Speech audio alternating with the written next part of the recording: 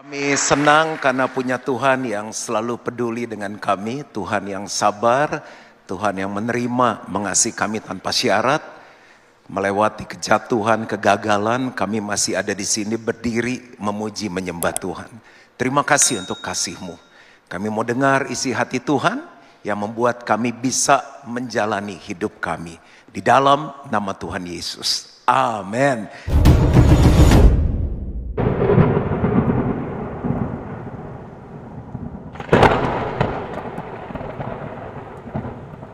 Silakan duduk, Bapak Ibu yang kasih oleh Tuhan. Apa kabar semuanya?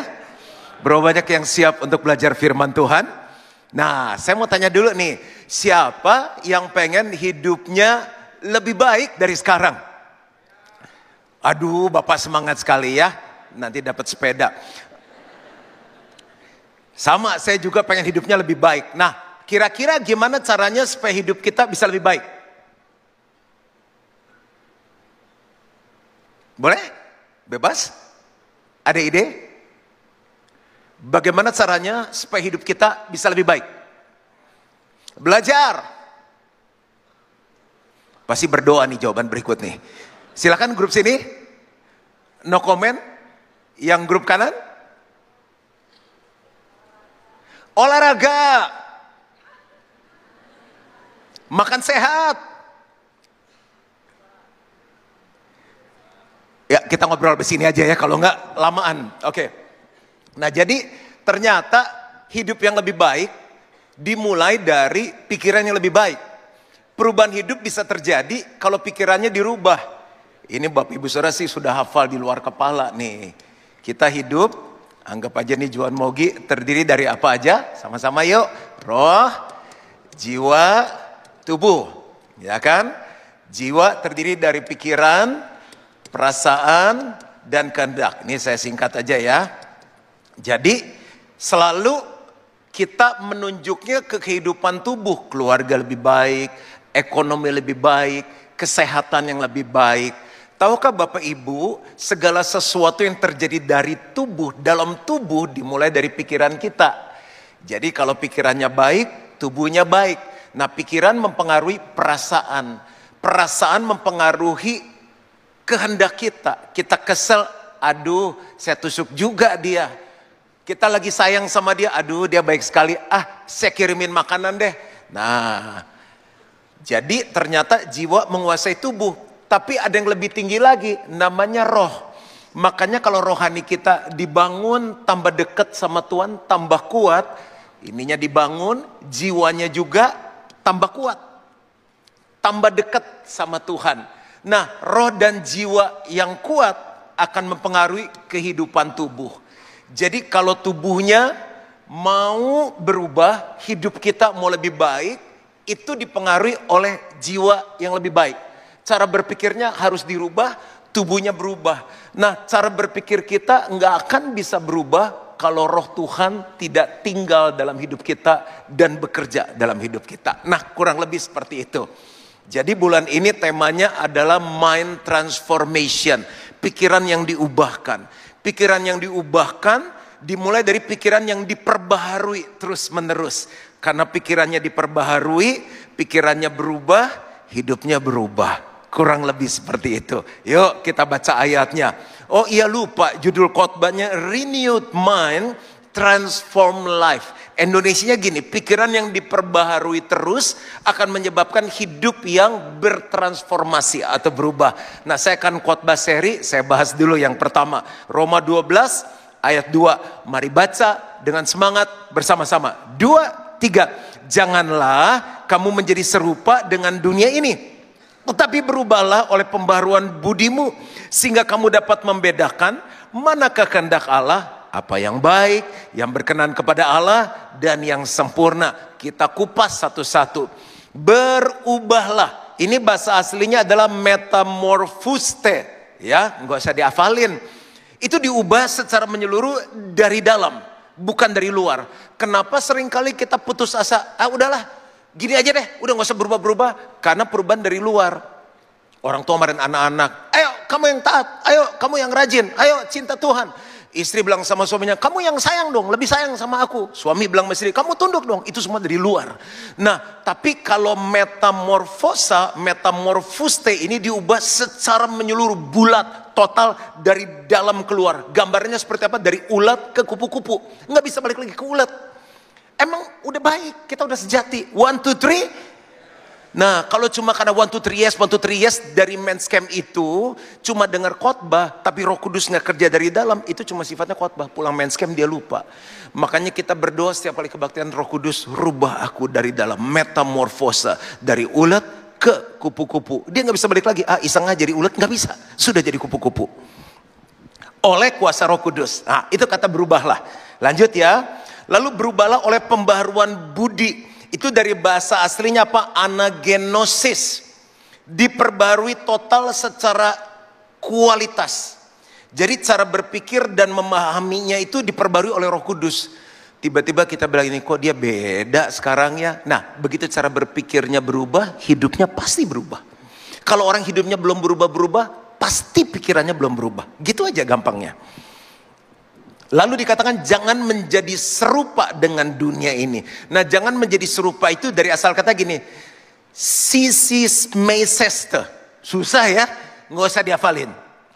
Artinya gini, meniru bentuk, pola dan sistem dunia yang sedang berlalu. Karena dunia ini akan lenyap, tapi firman Tuhan tinggal tetap. Sekarang kan zaman medsos ya.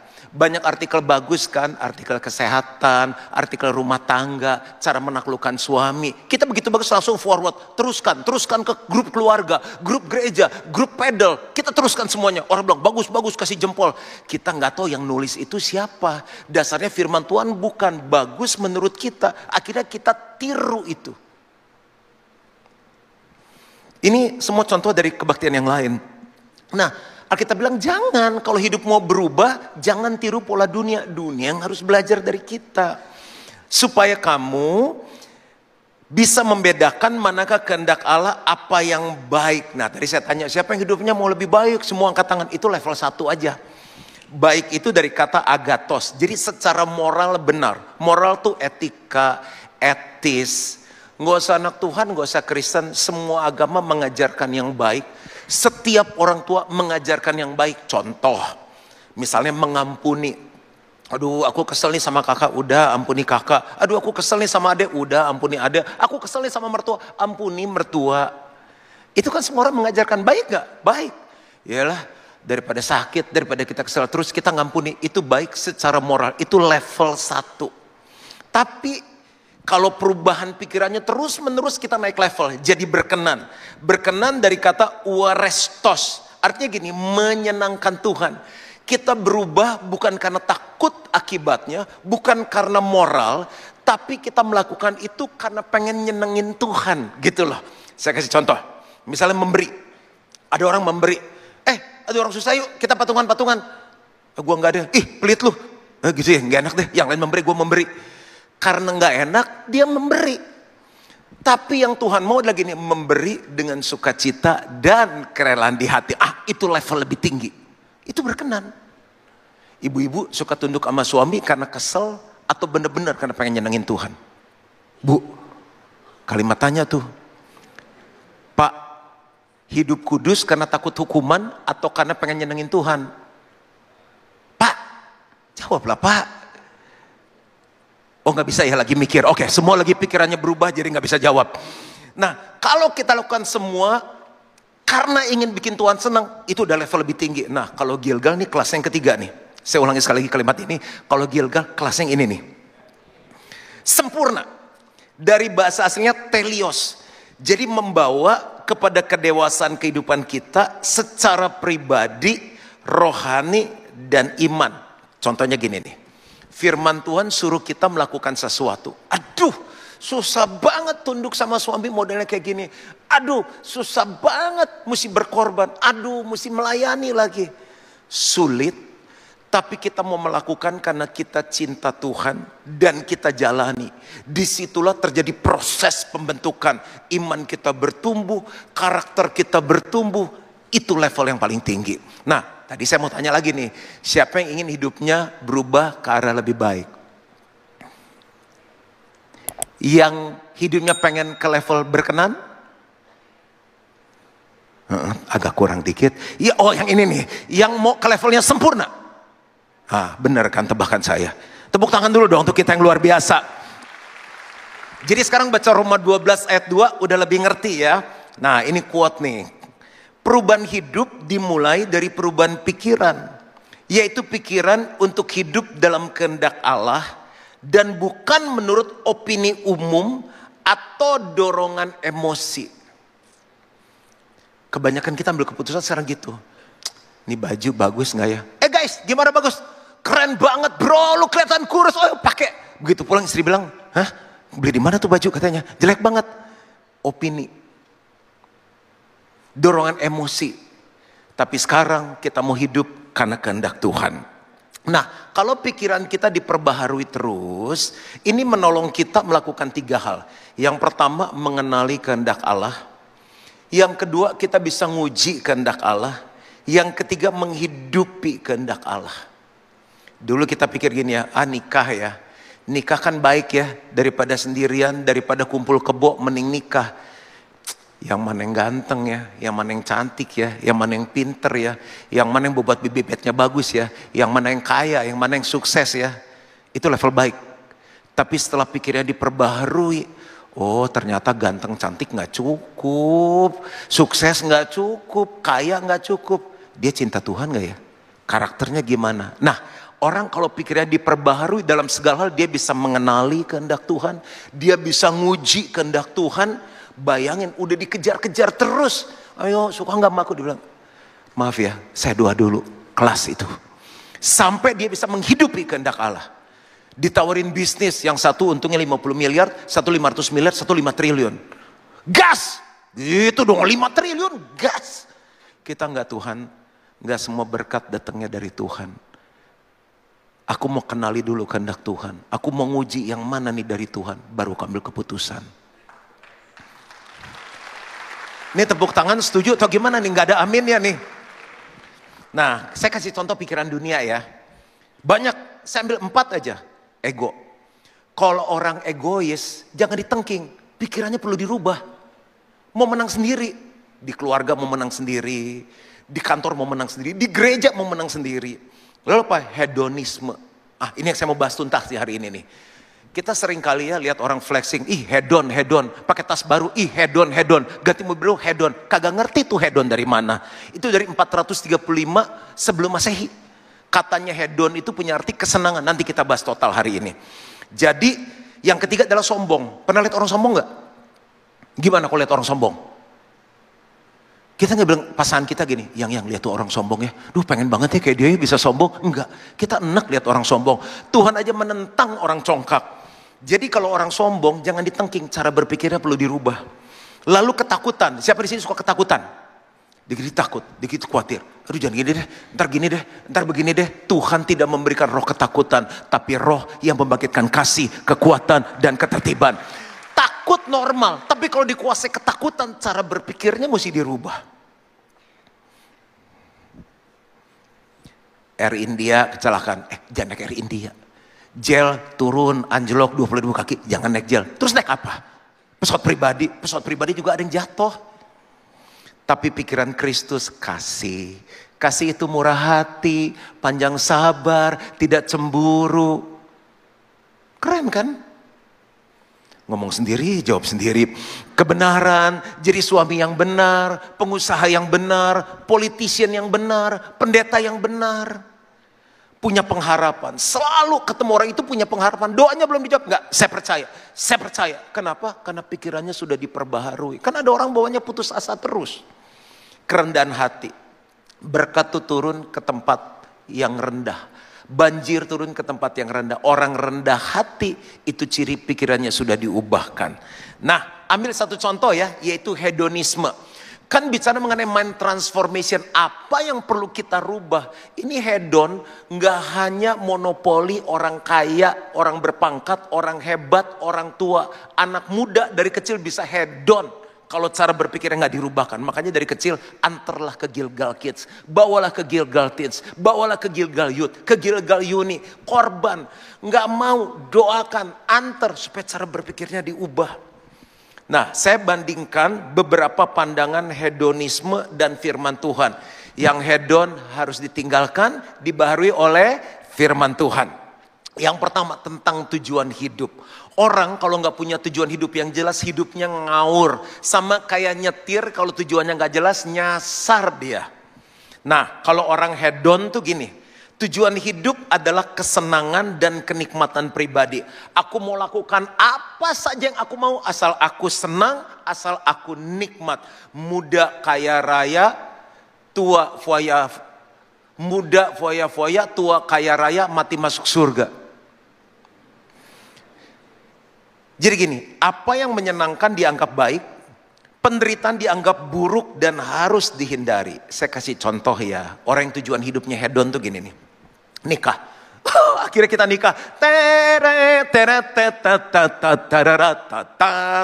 Ya ampun tuh nikah tahun berapa pakai lagu itu ya. Begitu nikah dia pikir gini, pokoknya gue jadi suami gue harus seneng loh. Ingat loh, gue harus seneng ya. Begitu gak seneng, dia tinggal tuh istri. Istri nikah gini, lu bisa senengin gue gak ya? Gak seneng nih, gak bahagia nih. Nah, itu hedon. Dia miskin, bisa hedon. Punya anak, tujuannya seneng. Seneng gak punya anak? Banyak anak, banyak rezeki. Banyak anak sekarang pusing. Kalau mau punya anak, mau happy, udah salah banget. Punya anak banyak berkorban ya. Makan hati, sabar, gedein dia, belajar dulu. Kenapa anak kita bego banget ya, yang ya sabar. 2 tambah 2 berapa 7. Contoh lagi, bisnis maunya seneng. Makanya bisnis banyak hancur di generasi kedua, ketiga, dan keempat. Karena yang menderita generasi pertama. Dari nol, punya uang, uang dicuri. Punya uang, uang ditipu, uang dimakan. Gagal lagi, bangun lagi. Generasi kedua tinggal anak datang, anak bos kan. Sakit hati, gue udah ikut papa lu puluhan tahun lu. Dari lu belum lahir, gue udah ikut. Kurang ajar sama yang tua. Hedon. Karena maunya seneng aja. Sekarang gaji berapa sih? UMR. Papanya bilang tenang, lu digaji situ, papa tambahin. Itu ngajarin anak hedon. Belajar dia hidup dari gajinya. Sudah gak ada amin lagi dari poin pertama nih. Ke gereja untuk senang. Kecewa dia. Lagunya kok gitu ya. Nggak ngikutin tren. Khotbahnya kok gitu ya. Nyinir-nyinir gitu. Ini gereja kok pakai ngantri segala sih. Anak pakai daftar segala. Ini mau kawin susah banget.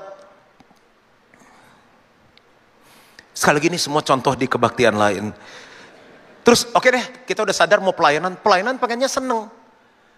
Mana ada yang seneng itu yang dilayani. Yang namanya pelayanan itu berkorban. Amin lah. Ini kebenaran sekali. Nah itu waktu amin tuh hedonnya keluar langsung. Jadi tujuan hidup cuma seneng sama nikmat. Pernah ketemu gak sih orang kayak begini? Itu cara berpikir yang harus dirubah. Nah kalau firman Tuhan ngajarinnya apa? Tujuan hidup kita bukan kesenangan dan kenikmatan pribadi, tapi memuliakan Tuhan. Apa artinya memuliakan Tuhan? Apapun yang kita lakukan, Tuhan seneng gak ya? Kalau aku malas baca Alkitab, Tuhan seneng gak ya? Kalau aku gak melayani Tuhan, Tuhan seneng gak ya? Gitu loh. Dan menikmati Tuhan selama-lamanya. Bukan menikmati tangannya saja apa yang dia kasih, tapi pribadinya. Itu tujuan hidup kita. Hidup bukan tentang kesenangan diri, tetapi tentang hubungan dengan Tuhan. Masih ingat gak sih waktu ngejar pacar dulu tuh? Halo, lagi ngapain? Loh kan tadi baru telepon. Pengen telepon aja. Kamu udah makan belum? Udah. Makan apa? Makan nasi. Aku juga makan nasi. Kamu makan nasi sama apa? Iya, kamu pesan kecap manis ya. Aku suka kecap asin. 2 jam bahas kecap, nasi, kucing. Nah, itu tuh. Tujuan hidup kita kayak begitu tuh. Pengen deket sama Tuhan. Seneng kalau sama Tuhan. Ada orang gak betah sama Tuhan. Di gereja lama banget kebaktiannya. Mengasihi sesama. Apa yang Tuhan cintai, dia cintai. Itu tujuan hidup kita. Dan menggenapi kehendak Allah. Contoh, belum ayat ya dari tadi ya. Filipi 1 ayat 21-22. Karena bagiku hidup adalah Kristus. Artinya apa? Kalau hidup untuk nyenengin Tuhan. Tuhan suruh apa? Aku lakukan. Dan mati adalah keuntungan. Saya pikir gini ya, kok pilihannya dua ya, mana yang bagus? Ternyata enggak. Saking bagus dua-dua pilihannya, Paulus bingung. Karena kalau hidup, aku bisa menghasilkan buah untuk Tuhan. Tapi kalau mati, kan dia hidupnya gak enak kan. Karam kapal, dipukulin, lebih sering puasa daripada makan, telanjang, kedinginan. Apa ketemu Tuhan ya? Enak ketemu Tuhan di sana. Makanya dia bilang mati adalah keuntungan. Tetapi jika aku harus hidup, dengerin Bapak Ibu, para bintang film, pengusaha, politician, siapapun kita, jika aku harus hidup, berarti bagiku bekerja memberi buah. Pohon mangga kodratnya menghasilkan buah mangga. Pohon durian menghasilkan buah durian. Kita, walaupun kita hebat, kodrat kita menghasilkan petobat-petobat baru. Lewat hidup kita harus banyak orang diselamatkan. Ada karakter, buah roh harus dihasilkan. Jadi mana yang harus kupilih? Aku tidak tahu. Itu yang pertama. Cara berpikir yang perlu diubahkan, tujuan hidup yang hedon jadi tujuan hidup yang rohani. Yang kedua, konsep tentang kesenangan dan penderitaan. Kalau orang hedon gini, kesenangan adalah baik, penderitaan adalah buruk. Kalau orang menderita itu, nggak ada nilai deh, orang nggak ada harapan tuh. Menderita, terus harus dihindari sebisa mungkin. Kenapa? Nggak mau main sama yang gituan, takut nular nanti susahnya. Itu hedon. Jadi yang selalu main sama yang kaya, nggak pernah mau. Nah, kapan yang miskin jadi kaya? Kalau yang kaya nggak pernah nyentuh yang miskin. Tapi kalau firman Tuhan gini, kesenangan adalah anugerah dari Tuhan. Tapi bukan tujuan hidup. Ada karunia menikmati. Nah, penderitaan kalau menurut firman Tuhan gini, bisa dipakai Tuhan untuk membentuk karakter. Ada orang yang karakternya gak bisa berubah cuma dengan datang ke gereja, dengerin khotbah, ditumpangin tangan, ditumpangin kaki, gak bisa berubah. Hanya lewat penderitaan. Ada. Dan ini menguji iman. Benar nggak kita ikut Tuhan hanya karena mau seneng? Saat mengalami yang gak baik, kita lari dari Tuhan. Dan membawa kita lebih dekat padanya. Terbukti orang-orang yang menderita itu.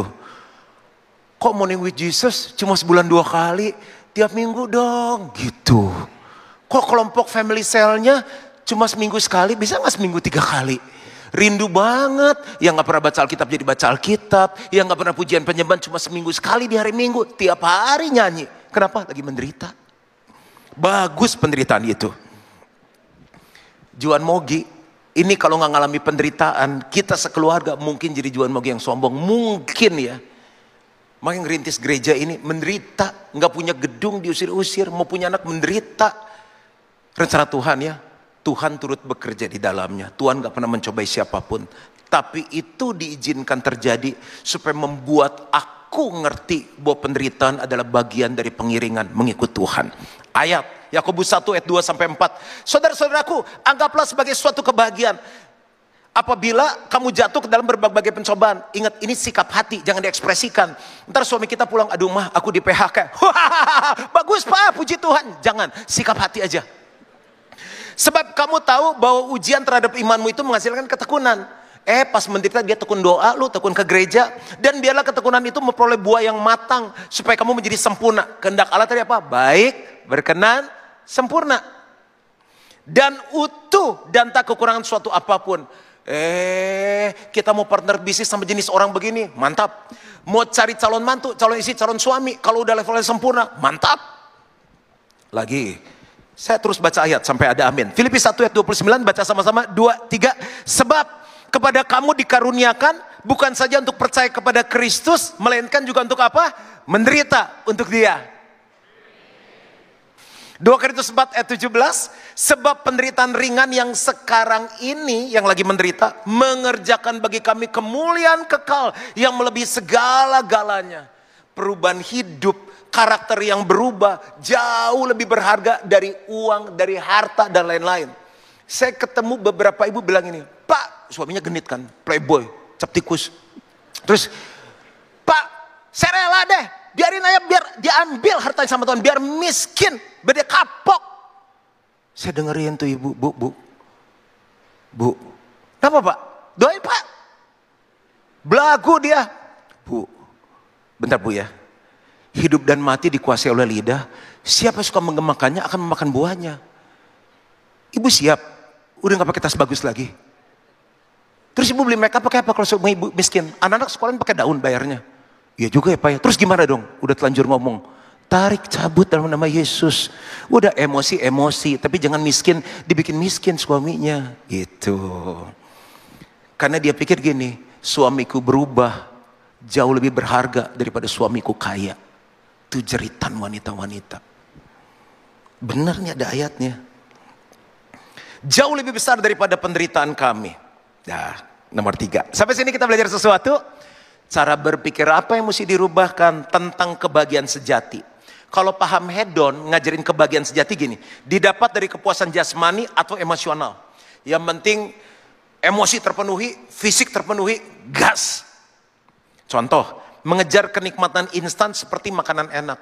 Saya suka makanan enak, lihatlah tampak samping saya ini. Tapi itu bukan tujuan hidup saya. Apalagi traveling, hiburan, belanja. Menjadikan enjoy your life sebagai filosofi utama hidup. Nggak pernah cari kehendak Tuhan, nggak pernah mengasihi sesama. Jadi orangnya kerja keras cuma untuk apa?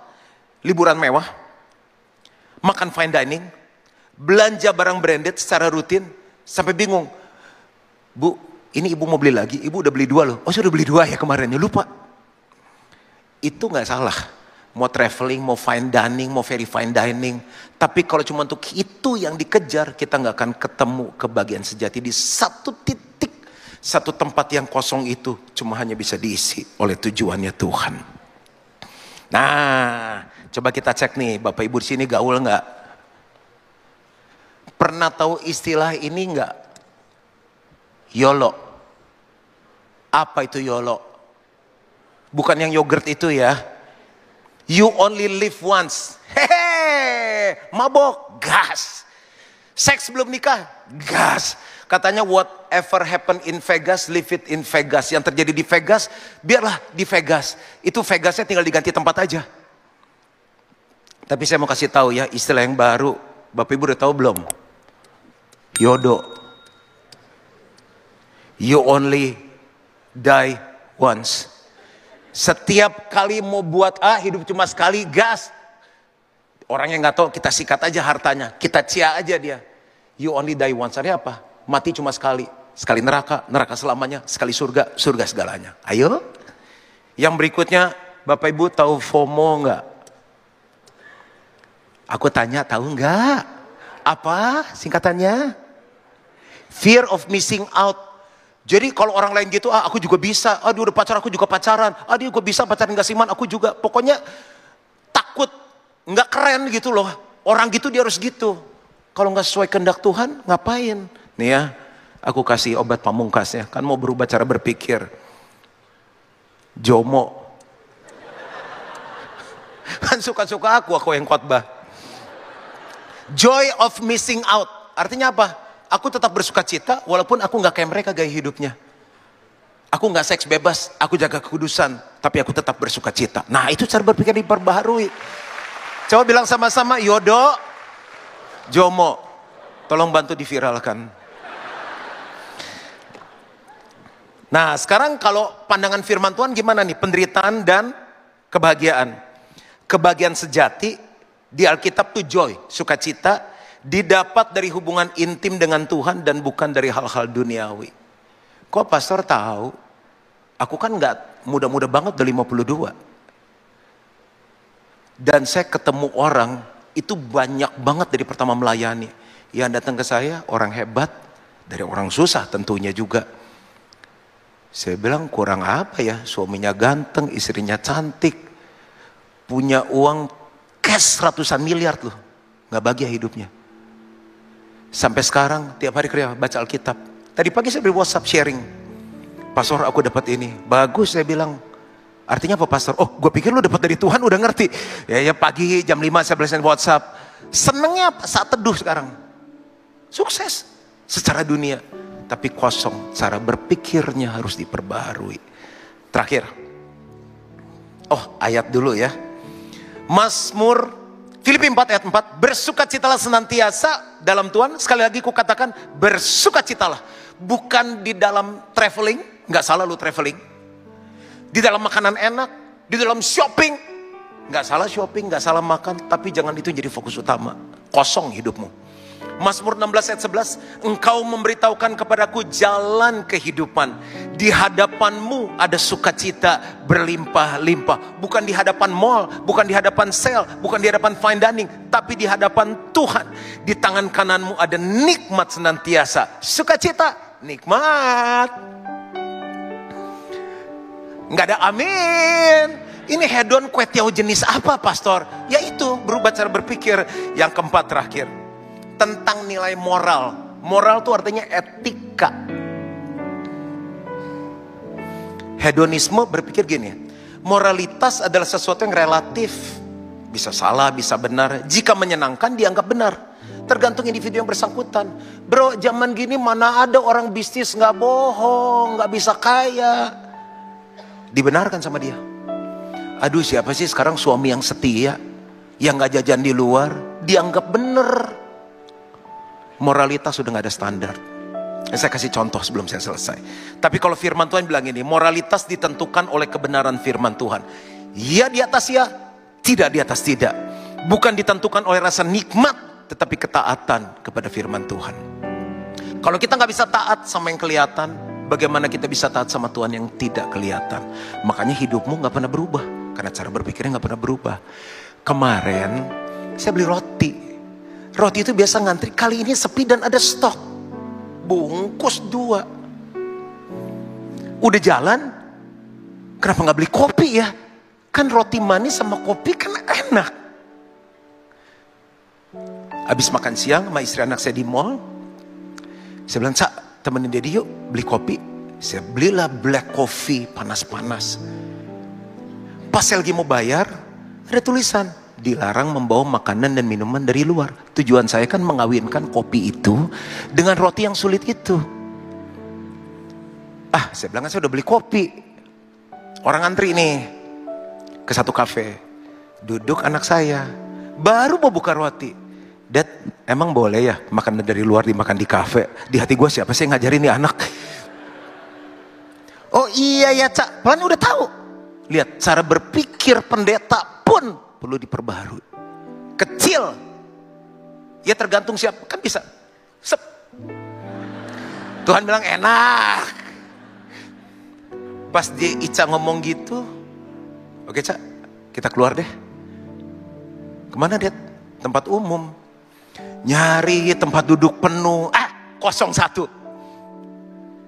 Saya duduk. Duh, ribet banget ya, satu kopi panas, satu roti lagi.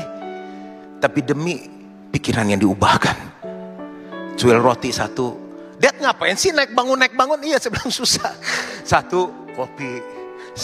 kopi. Enak di kafe kan? Kita nggak nyolong punya orang kok. Nggak bisa di sini. Dah, gitu aja. Doa saya terus berubah.